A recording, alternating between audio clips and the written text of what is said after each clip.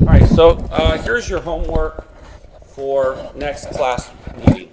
Okay, so for next class meeting, you guys were asked and you were given time in class to start to figure out 3 potential scenarios for where you're going to place your winery, the winery building. Okay, I think some of you were in the room, some of you weren't. We said let's just use about 100-foot by 100-foot square. Okay, so that becomes the thing that we're placing somewhere. Okay, so what I need you guys to do is to find your 3 locations that you guys are going to experiment with, place your building, right, and then draw the adjusted contours so that you're showing me how you're going to create your level pad that you're building on. Okay, you understand that? So this right here is about the right size. A little bit smaller, but that's about the right size. So if it's here, make your adjustments. If it's here, make your adjustments. If it's here, make your adjustments. Show me which contour line goes forward and which contour line goes back. Right? You don't have to cut a model, you just have to draw it on trace paper over top of this. Look at me because this is important. I want you guys to use a wide enough trace paper to where you can draw the entire perimeter of the property line. That becomes the registration that goes over top of it. Okay?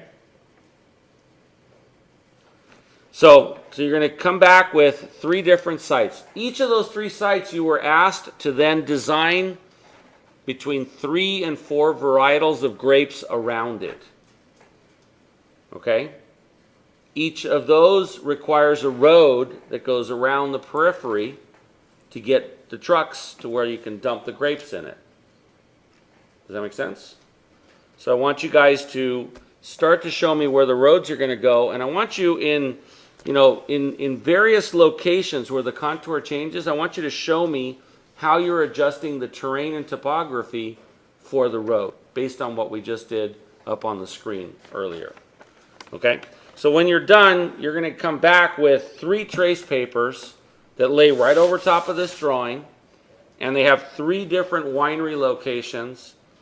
They show where the 3 vineyards are, or 4 vineyards, or 5 vineyards, and they show where the periphery roads are for all of that. Do not forget that you need to create an approach to your building. Okay?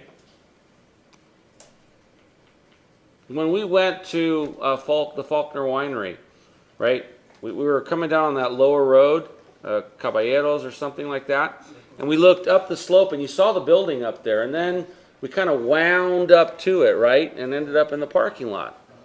That wasn't one of the service roads. I mean, they can use it as a service road, but that road was intended to be the approach to the winery.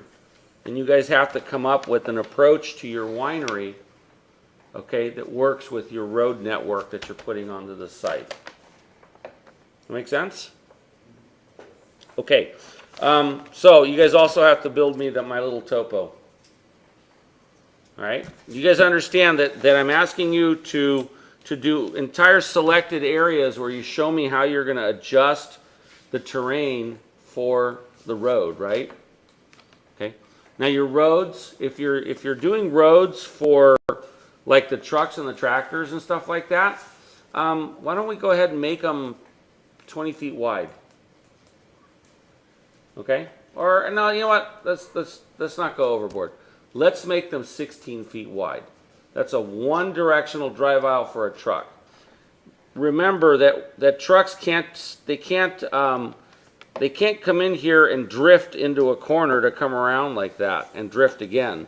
So when you get to corners, you're going to kind of have to think about how the truck, you know what a cul-de-sac is, right? Where it gets wider. So you might have to do something so that the truck can sort of sweep wide and make its turns. Okay? You know where you're putting your vineyards, and you know which direction the rows are going to go for your grapes. So that's where you've got to basically make the decision about, where do you place the road in relationship to the vineyard so that you can sort of collect the grapes. This is a planning exercise, okay? So we're not yet to doing architecture. We're in the stages of thinking of this as somebody might think of it from a planning perspective, and also how a landscape architect might think about this from a landscape design perspective. Okay? After this is worked out, then we'll switch to the architecture of the buildings. Okay? Any questions? So is homework clear? Okay. The drawings should be neat. Okay? Don't just kind of poop something out really quick. Use 2 or 3 different pens, right? You can do it all lightly in pencil, but then take and go over it with a medium point pen and a fine point pen, so that you can highlight the stuff that you want me to show, that you want to show me. Use a highlighter or a gray tone to kind of highlight areas.